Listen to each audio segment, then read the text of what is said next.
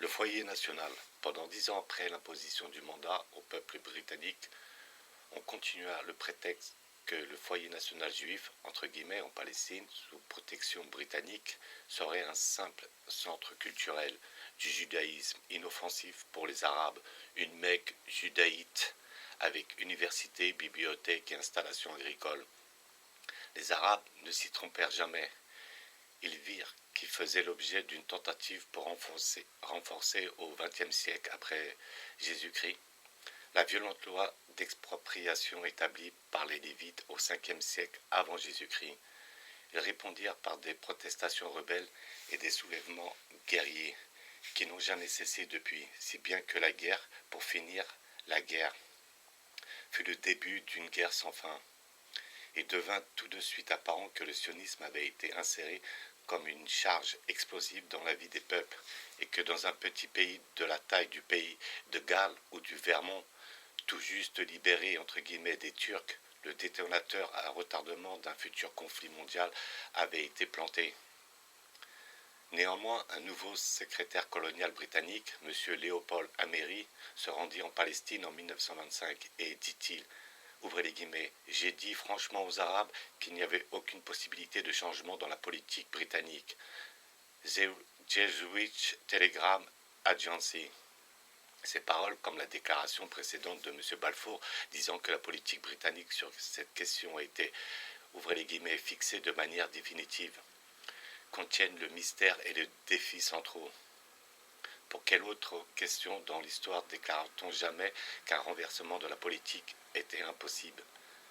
Cette politique s'est avérée être impossible à accomplir et désastreuse. Quel pouvoir dictait qu'elle devait être poursuivie dans ces circonstances ou dans n'importe quelle autre? Aucun leader politique britannique ou américain n'expliqua jamais cette capitulation secrète, ni à l'électorat, ni au Parlement, ni au Congrès. Dans les années 1950, des déclarations semblables à celles de M. Balfour et de M. Amery furent souvent faites en Amérique, comme on le verra. Durant cette décennie, quand le projet de foyer national s'avéra être un fiasco, les politiciens occidentaux continuèrent à se féliciter de ce qu'ils avaient fait. M. Lloyd George dit à un auditoire sioniste, l'applaudissant à Londres, ouvrez les guillemets, j'ai été élevé dans une école où l'on m'a appris plus sur l'histoire des Juifs que sur l'histoire de mon propre pays. Son temps touchait à sa fin, mais les candidats qui voulaient prendre sa place s'empressèrent de déclarer leur allégeance. Futur Premier ministre, M. Ramsay MacDonald, bien que dans l'incapacité d'assister à ce meeting, envoya un message déclarant son soutien au sionisme. Un autre, M. Stanley Baldwin, rejoignit le cercle d'amis de Dr. Weizmann en Afrique du Sud.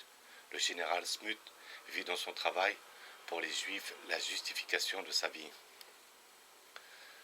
Lord Balfour considérait sa déclaration comme le grand accomplissement de sa vie et en 1925 alla pour la première fois visiter le pays qui marchandait en privé depuis 20 ans. Il n'avait pas le pied marin, ce qui était typique, et ressortit pâle de sa cabine à Alexandrie. À Tel Aviv, il dit, dans l'intention de flatter, que les garçons de l'école Herzliya auraient pu venir de Aaron et que le maire pourrait facilement être maire de Liverpool ou de Manchester. Et il ouvrit l'université hébraïque, pas encore construite. Il visita la Palestine sous bonne escorte et dit que son accueil cordial lui rappelait des élections législatives, ouvrez les guillemets, où tout le monde serait du même côté. Puis malgré le conseil pressant du docteur Weizmann, il continua jusqu'en Syrie, où il fut assiégé par une foule arabe réclamant sa vie à l'hôtel Victoria de Damas, d'où il fut emmené en hâte vers la côte, solidement escorté par la cavalerie française et renvoyé toujours avec le mal de mer par bateau en Angleterre. MJMN Jeffrey rapporte ce qui se passa en Palestine pendant cette décennie. Les sionistes commencèrent à rafler les terres arabes qui, sous la loi talmudique, ne devaient jamais, sous n'importe quelle condition, être revendues aux Arabes. Les Arabes leur vendirent joyeusement des terres, mais connaissaient trop bien la Torah pour en céder suffisamment pour permettre qu'on leur prenne la Palestine par un simple achat tel que la simpliste commission de King Crown l'avait prévu. Depuis, ils se multipliaient rapidement et montrèrent bientôt que l'immigration sioniste dans n'importe quelle circonstance normale ne pourrait jamais générer une population quasi égale à la leur. Dès le début, ils apparurent clairs. Comme tous les observateurs expérimentés l'avaient déclaré qu'ils ne pourraient être dépossédés que par une nouvelle guerre mondiale.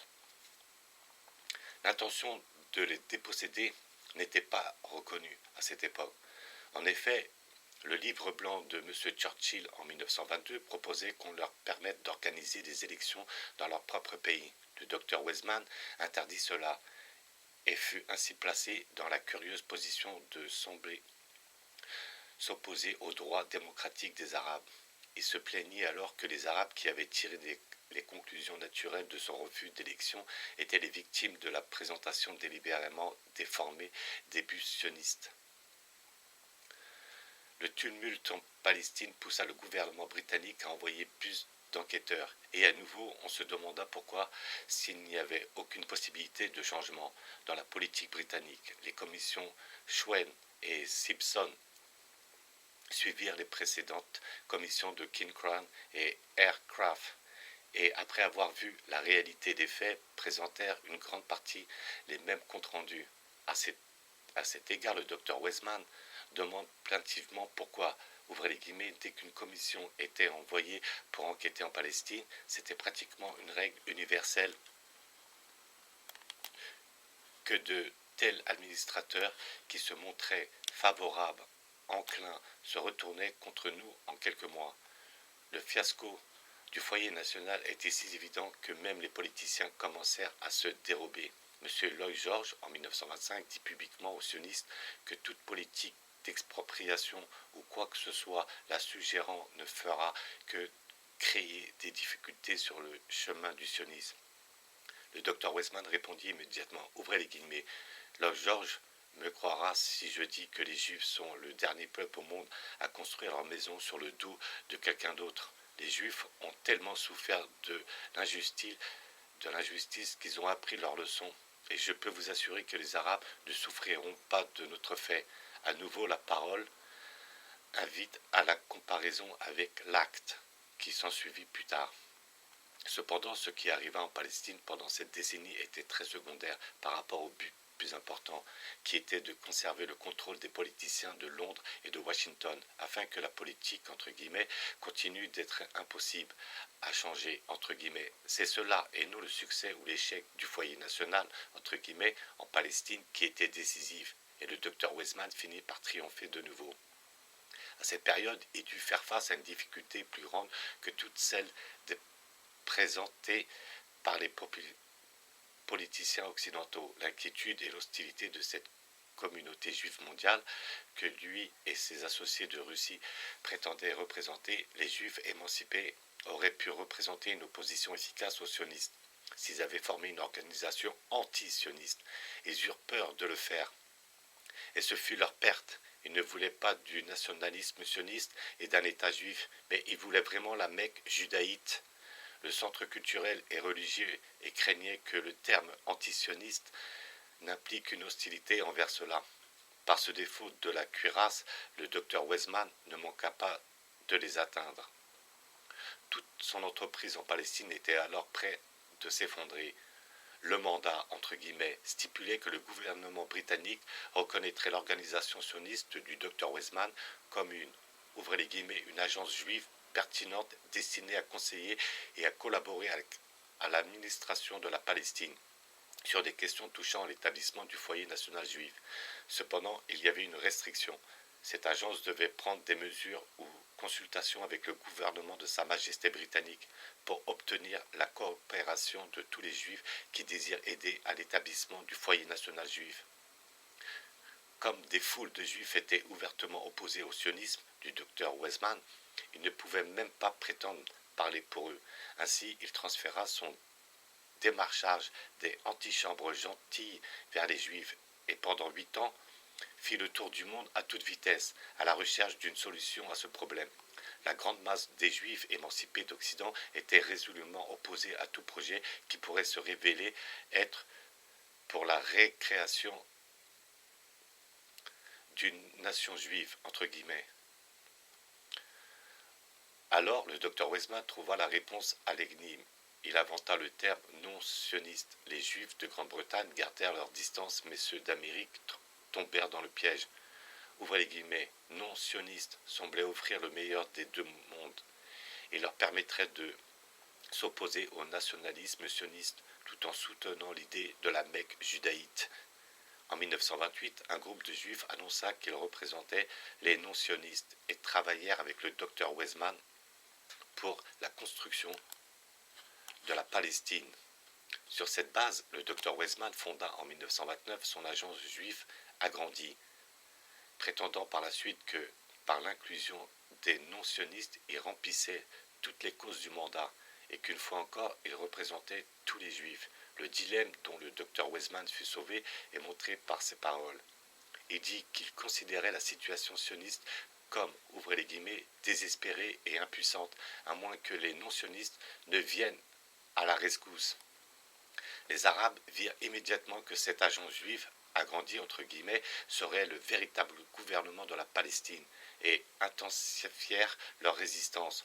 Le résultat fut qu'enfin un gouvernement britannique fut forcé d'admettre le fiasco et en 1930, le livre blanc Pasfield entreprit de suspendre l'immigration sioniste et de limiter l'autorité de l'agence juive.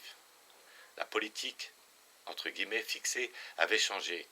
Le docteur Weizmann, son autorité renforcée par le recrutement des non-sionistes, frappa immédiatement et donna audience au Premier ministre britannique. Alors M. Ramsay MacDonald, qui se comporta comme un homme menacé par une arme à feu, non seulement révoqua-t-il le livre blanc, mais il demanda humblement au docteur Weizmann qu'il devait nommer comme prochain haut-commissaire en Palestine. Ainsi, les années que les sionistes avaient, entre guillemets, mangé continuèrent-elles. Ce que ces politiciens craignaient, nul ne peut le dire avec assurance, leurs souvenirs sont uniformément silencieux concernant ce mystère central et leurs capitulations sont uniques dans l'histoire. La reddition de M. MacDonald rétablit le principe que la politique dans cette affaire était fixée, mais immuable, et pendant les 20 ans qui suivirent, cela devint le principe primordial de toute la politique nationale britannique et américaine. Les politiciens des deux pays considéraient manifestement le docteur Weizmann comme l'émissaire d'un pouvoir auquel ils n'osaient pas désobéir. Leur comportement ressemblait à celui de l'indigène africain apeuré roulant des yeux devant le sorcier. La soumission de M. MacDonald ramena la situation à Londres à son ancienne forme, mais en Palestine, le foyer national, une pousse artificielle implantée de force sur un sol hostile, continua à se flétrir. En 10 ans, la population juive augmenta de moins de 100 000 immigrants. En 1927, il y eut 3 000 départs de plus que d'arrivées d'immigrants. Une petite reprise suivie en 1928, mais l'exode annuel moyen depuis la Palestine jusqu'en 1932 représenta presque un tiers de l'immigration. L'aventure sioniste était en train de s'effondrer, comme toutes les parties qualifiées l'avaient prédit. Si on les faisait tranquilles, il est clair que les Juifs du monde ne se rendraient jamais de même en nombre important en Palestine si les événements suivaient leur cours naturel. La population arabe augmenterait manifestement sa supériorité numérique. Rien ne devait suivre son cours naturel. En ce moment exact, le mystérieux Hitler Adolf Jacob Rothschild surgit en Allemagne et au même instant M. Roosevelt en Amérique et la Seconde Guerre mondiale se profila au loin.